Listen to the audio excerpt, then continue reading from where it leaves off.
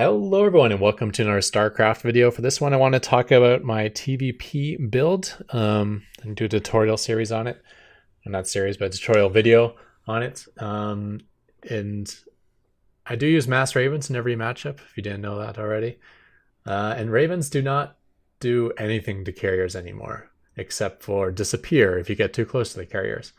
So there was a time back in the day where if you EMP'd their mothership out of energy and his carriers were clumped up too much, you could really punish him with Seeker Missile. But those days are gone. Protoss has recall attached to their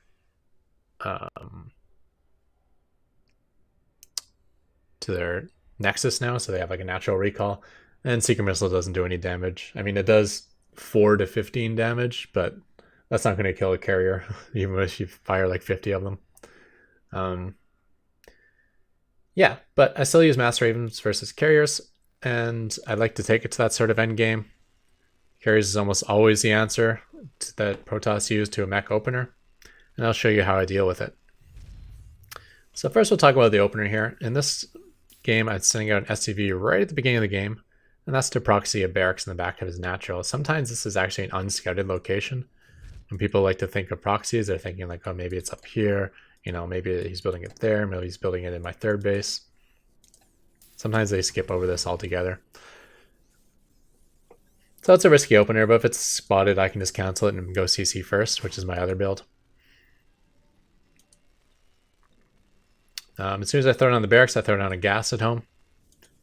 As soon as this barracks done, I'm building an orbital and a bunker. Now the bunker's location is to block units from getting out of his base, have range on his nexus, but also not be exposed to the nexus if it's already the nexus already building. Remember, the nexus vision range is like this. Just don't build within that range, because if you can get up secretly, it can be quite strong. In fact, if there's a nexus going up, what I would suggest is not putting the Marines in the bunker, keep the Marines back, build a second bunker, and pull another 2 to 3 workers to the front. And then once the nexus completes, then load up the bunkers with the Marines. And with extra SCVs to repair, you can basically win the game. If he just gives it up, he can send the SCVs back home. But oftentimes he'll try to build a bunch of shield batteries and try to hold it, and you can just win. In this case, though, the main goal of this build, even though I'm proxying barracks, is not to do anything aggressive. The goal of this build is to deny his expansion as long as possible while getting our own at home.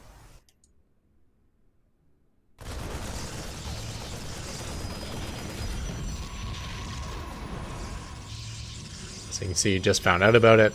I was kind of surprised, having scouted my base, he wasn't looking for proxies.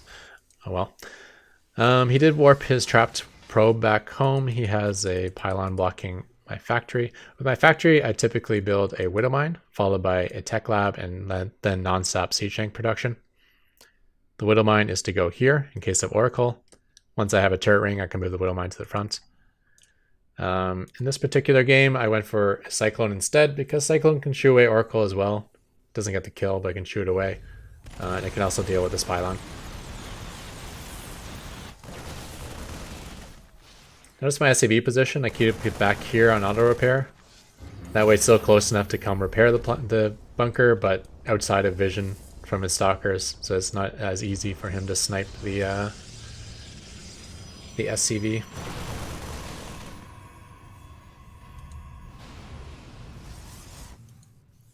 It's unfortunate timing. He does get in, but not going to get much done. In fact, I think that's 0 kills. So keep that siege tank production going, or getting it going. There we go. We're going to build 2 command centers. One at the front, one in my base, and then take all of our gas geysers. So our 2nd, 3rd, and 4th gas.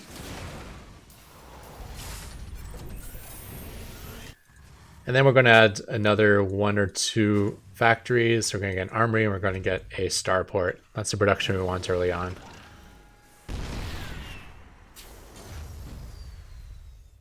I like to do a wall just because with my severe lack of units, just a couple of depths can be super annoying. So let's just keep the adepts out altogether.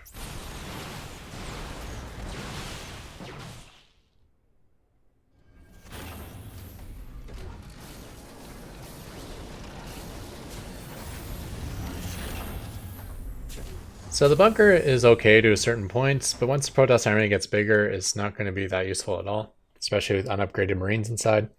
So the second command center is actually to planetary or natural. You can planetary back here, which might be smart if he's already pushing. But I like to put it out front. That way, if I have a PF here and a PF here, then I got this zone in between. I can keep siege tanks, and with a bit of a wall off. Excuse me. It makes for a good, defensive mech setup.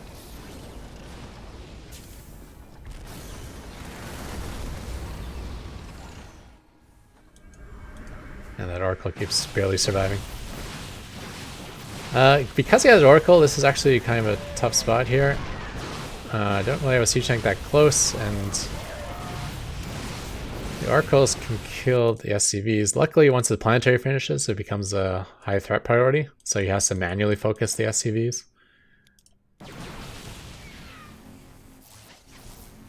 Which is why I try to hide the SCV behind the behind the planetary to make it harder for him to select. Next patch, I think they might be doing something about that. At least with construction SCVs, they're going to make them easier to click. Which is difficult. I'm not sure the reasoning for that. As worker harass on constructing structures is already too annoying for Terran. And Terran already has like the weakest constructing buildings because they have that exposed worker that keeps them from going up. That's why you're less likely to see a Terran throw down a command center in location, or throw down a structure in location, because it's so easy to cancel. I guess you can't really float out in Nexus though, so that's probably a dumb comment. Yeah, you can keep producing siege tanks from the factory up until the point that he's transitioning. Siege tanks become useless later on when he goes Sky Tech, or pretty close to useless anyways. But they're definitely stronger than Widow Mines if he's going, say, a bunch of Immortals and Gateways. So it depends on your scouting when you want to switch. I never made the third factory. I should probably do that.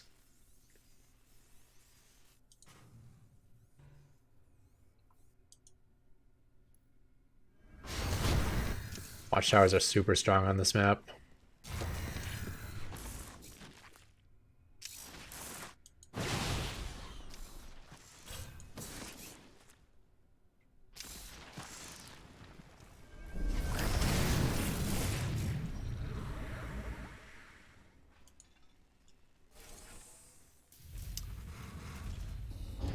Anytime you use your minerals goes above 400, it's probably a good idea to throw it on a command center.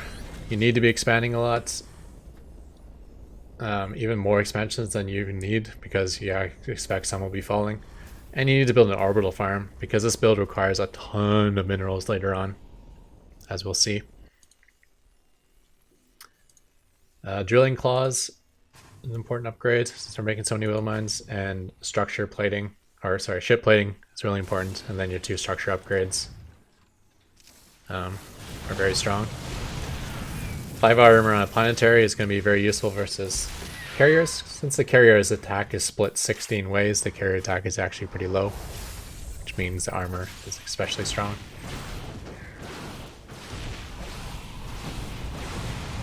Just the fact that he's willing to trade out stalkers for SCVs makes me think that he's probably transitioning. He doesn't care about these units anymore. Just killing SCVs at this point in the game isn't that big of a deal. At the beginning of the game it's a big deal, but at this point I can build 8 workers at a time if I really want to.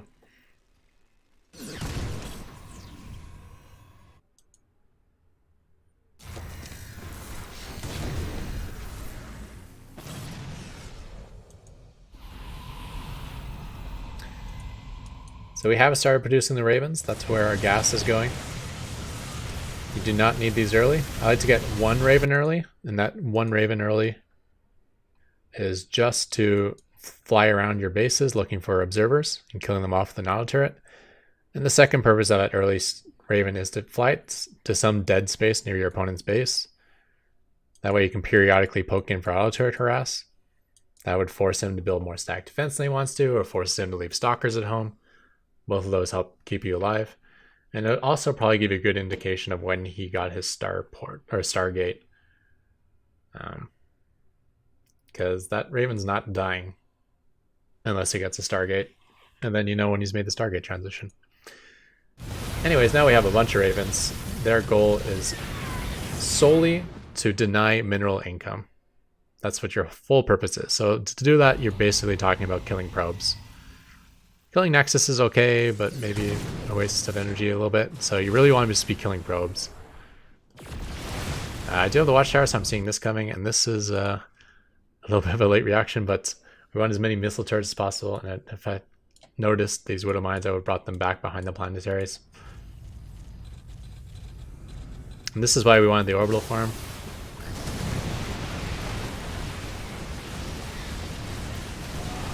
He only had 3 carriers with 3 more that just arrived, so 6 carriers now.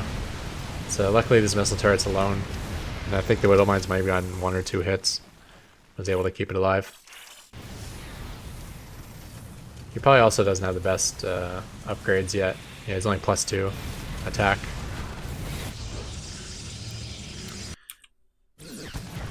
During that time, one of the reasons I did not have any Widow Mines here is because I sent out a big batch of them, which got a lot of work done. So I got them in these mineral lines, and yeah. You can see we have 43 workers killed, and it looks like they're even going to go off again.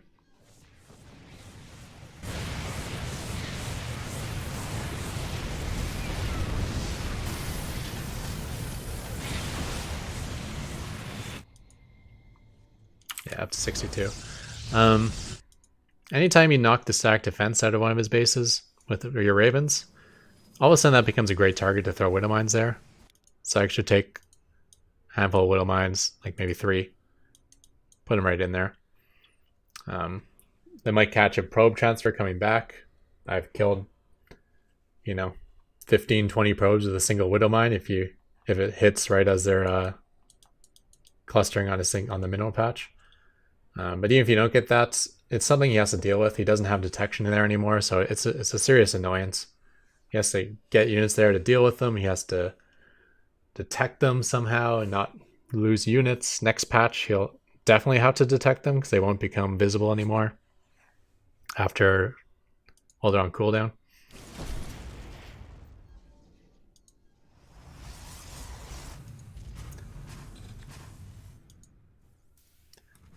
This time our new bases are ready. We got 5 Widow Mines here and a bunch of missile turrets. So again, I was able to see him with the Watchtower. So we're sending our Ravens. Well, we completely decimated his interceptor count.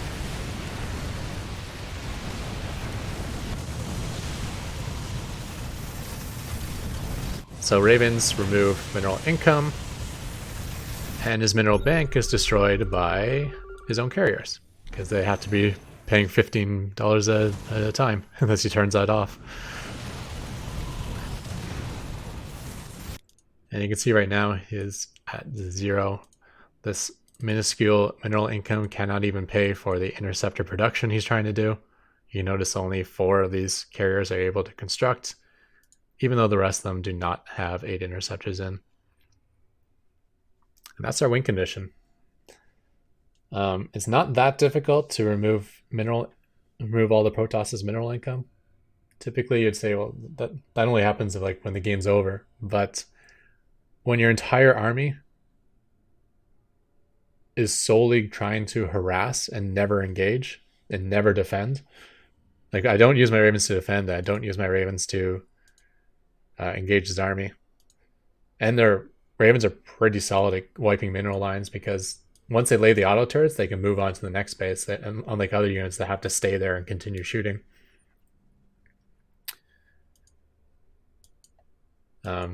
But yeah, you just have to avoid the carriers at all costs, though. You fly through those carriers, every single one of your ravens is dead. So make sure you know where you're going, make sure you know where their Protoss army is. Random widow mines on the map can help give you that vision. Scans are obviously key. And on this particular map, watchtowers, super powerful. Sensor towers are a good idea too. I didn't really have any here. I think I had one and I lost it. But if you can see an attack coming, then say like your Widowmine rally, you can get it over to that base often in time to help with the defense. If you kill a Nexus, throwing a Widowmine in its place, another annoying tactic.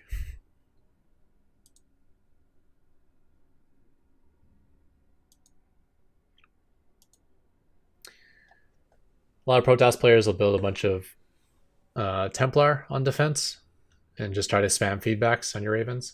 And that is pretty strong. Feedback will be doing half the hit point damage next patch, although it'll still be removing all energy. I feel though that you're going to be harassing so often with your Ravens that it's not like they're going to be hitting a 200 energy Raven ever. Your Ravens are basically always active. Even if the Protoss player is not attacking, he's taking a defensive stance. You know, if his carriers are up in this location, then you're harassing this space and vice versa. Only once have I faced a Protoss who split his death ball. You know, he took multiple bases, he step stack defense, and then he had like multiple carrier squads, like 2 or 3 of them, so to defend the harassment.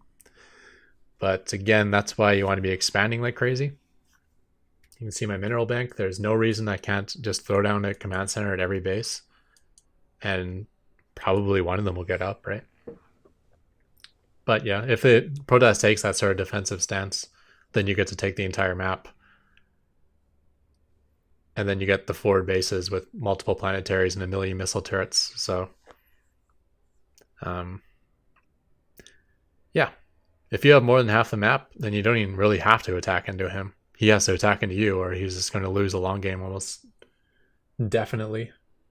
Unless you somehow just throw away your entire army or something.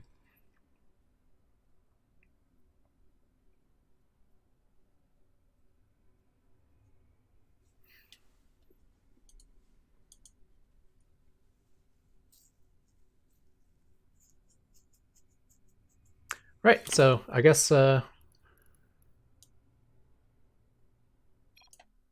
we can keep this video going. I do have one more replay. I think I more or less talked about everything, but I can skim through it all one more time. We used a slightly different opener this game because of the way it started was a little bit weird.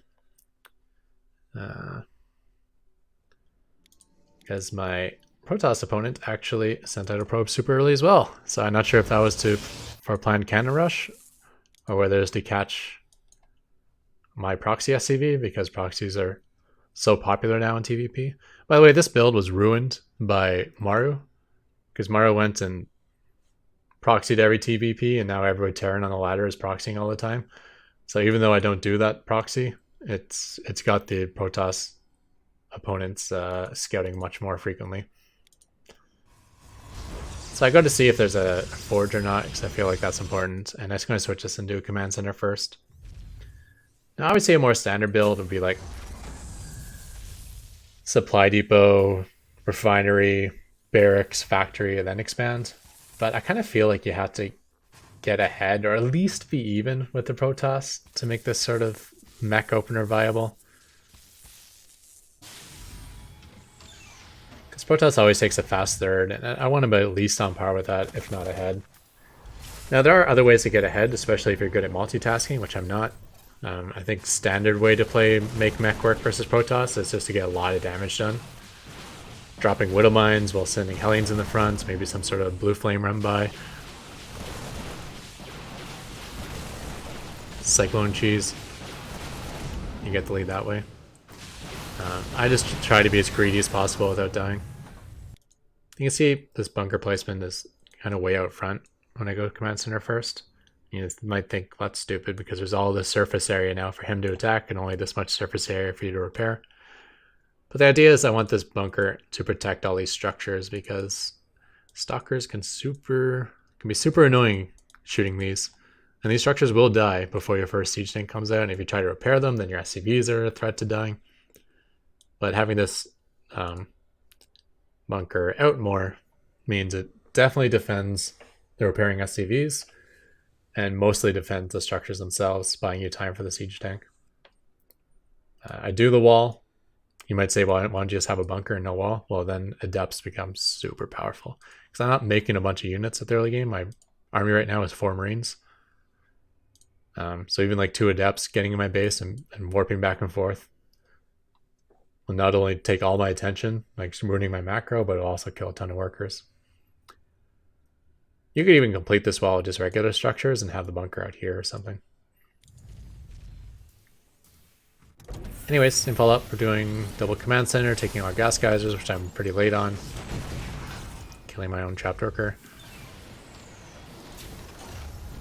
It is the same map and the same location, so I assume my defense will be pretty similar. At this point, you want to go up to 2 to 3 factories. I think 3 might be the better number, now to think about it. This is actually a stupid place for a siege tank, because units don't come up this way. They can only come in this way, so the siege tank should be like out here.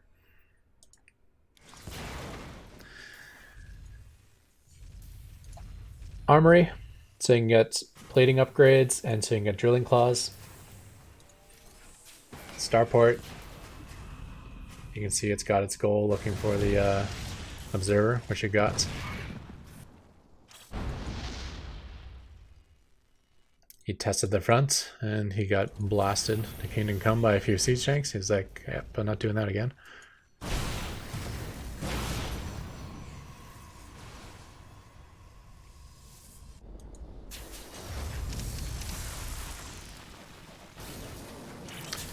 One thing I didn't mention, siege tanks become less important as the transition happens, but it's still nice to put 1 siege tank at all your fresh bases. So start transferring these siege tanks as you expand.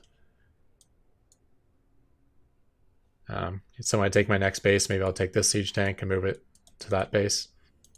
Because even when he attacks with carriers, he'll often have some sort of ground army. And that way you have something shooting, picking off his remaining stalkers or his remaining immortal or killing the Templar.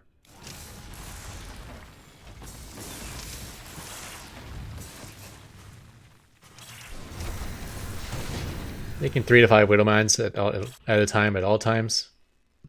They gave me a bit of map presence. They blocked my opponent's scouting areas. They helped defend my planetaries. Forgot drilling claws, so I missed out on a giant hit there. Probably would have killed at least 6 or 7. Because I think both of them would have gotten off. At least one would have.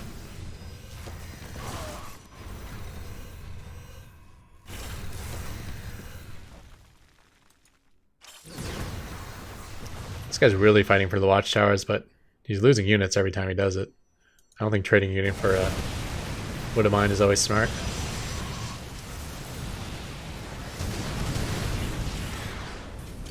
So I do see the carriers there, and now it's time to get up the turrets.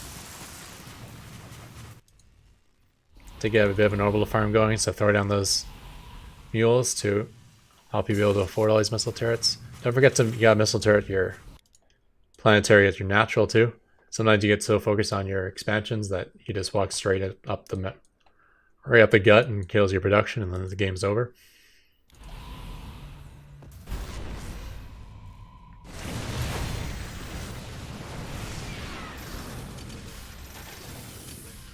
Again, I know where his army's at, so I'm sending my ravens to the north.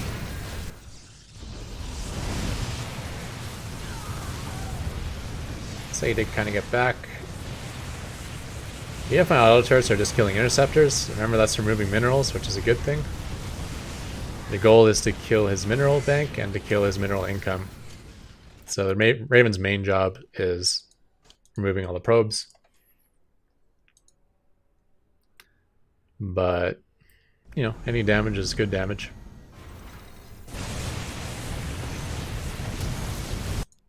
Here he warps back. You have some options here. When you see that warp, you really need to to think quickly and decisively and make the right decision. And it's based on his composition and what he's just been doing. So I see that warp, and that gives me enough time to retreat, or optionally to stay and fill this entire area with auto turrets. Now, I think in general, if he's mass carrier, you want to retreat.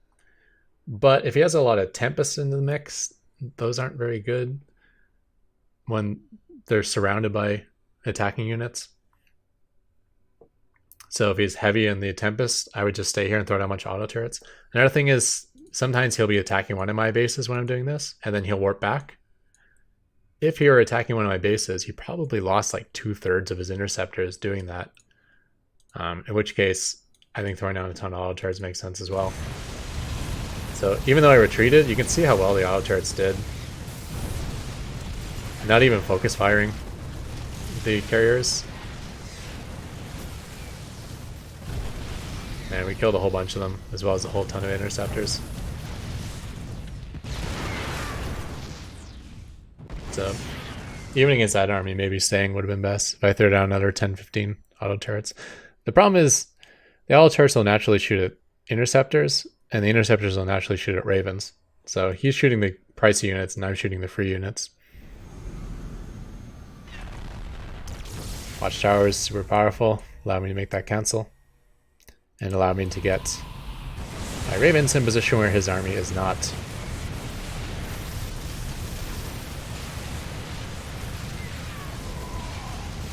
The recall from Protoss isn't that scary. One, because you can see it happening and you have time to retreat.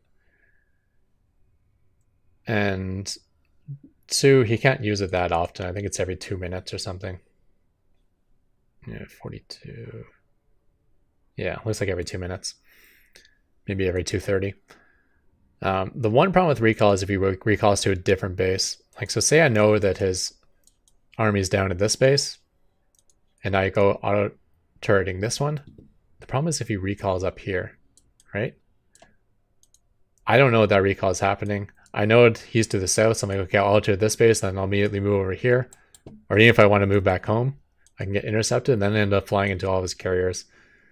And we haven't seen it these couple of videos, but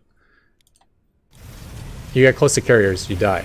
Like that's just the life of the Raven. Once again, these watchtowers paying dividends, knowing to make my long escape, trying not to get caught by these carriers. That's a guy. Oh, I didn't even lose one. So you can see that the missile turrets will die if they're out front, but only if they're out front. These ones in the back will always not die because the planetary will take damage first. It looks like he's focus firing down the missile turrets. That was asked once in a Reddit thread. But if you're focusing them down, you're still taking just as much damage as if you're not. So he's still losing all his interceptors in the process. The difference is he's also killing missile turrets instead of killing nothing.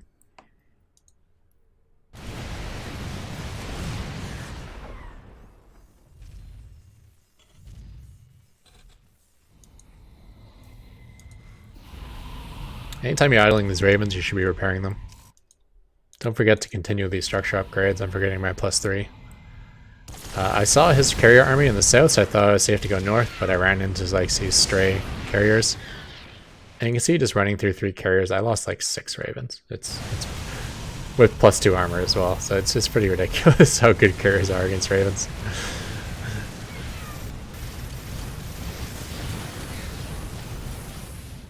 I do have the watchtower again, and I see this time he's definitely going to be able to cut me off, so I just throw a little juke on him, head back while I'm in the fog of war.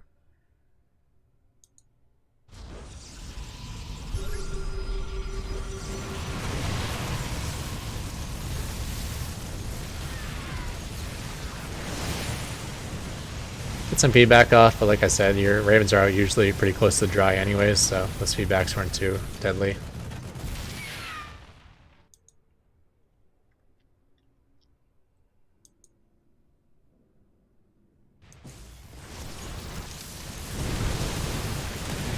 I never transferred workers here, so I only ever got up 3 missile turrets.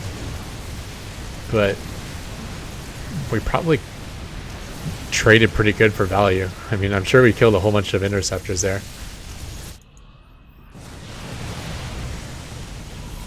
So even if you don't have proper defense, still having that defense positioned correctly behind the planetary instead of in front is pretty key.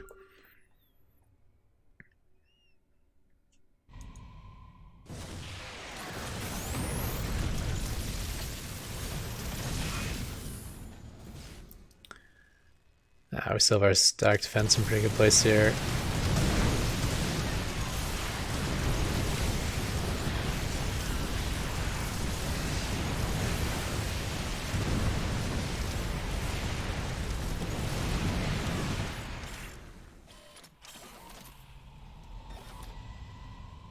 Now even if the space is mined out, you still want to maintain the defense. Remember, it's defending your production area. No Widow Mines here, but a lot of missile turrets, and he was not at full interceptor count. And in fact, that interceptor count is not going to grow. As you can see, his mineral income is now back to 0 with the 0 bank. This opponent had a bunch of Tempests in the mix. Not a big deal. If he goes pure Tempest, that's actually just, you can just actually walk over that with Ravens. If he brings that out in the open, you just fly right over it. Ravens are much faster than Tempests, and they can throw down auto turrets, which kill them. Of course, next patch, it'll work about the same. It'll be harder to fly over top of them because their Tempests will be faster. I'm not quite sure how fast they are compared to the Raven, but I expect the Raven will still be faster. And they'll be able to retreat from auto turret range faster, but they're going to be weaker in terms of hit points. If he just has a few in the mix with his carriers, also not a big deal. Tempest DPS is pretty pathetic unless it's shooting massive air units. Their power is in their ability to fire from range. So in a spot like this, if he's shooting this planetary with 4 Tempests, I don't care. That's not going to do a whole lot.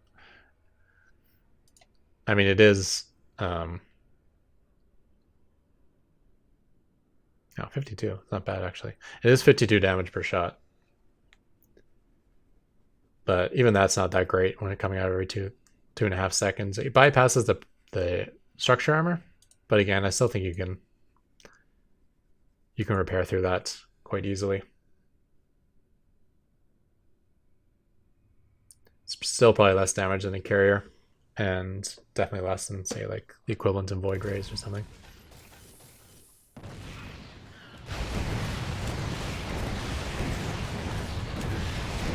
Again, same mistake as the previous game. This should be turned into tons of command centers. I should be taking this space and this space and this space, because why not, and this space. And then whatever one gets up and completed, I can throw 100 missile turrets behind it. I mean, it's not even like the worst idea in the world to put a planetary here with a ton of missile turrets behind it. Like, this isn't even a base, but you know, it still protects a position. And all of a sudden I got this like this central position out on the map that the carriers can't walk through.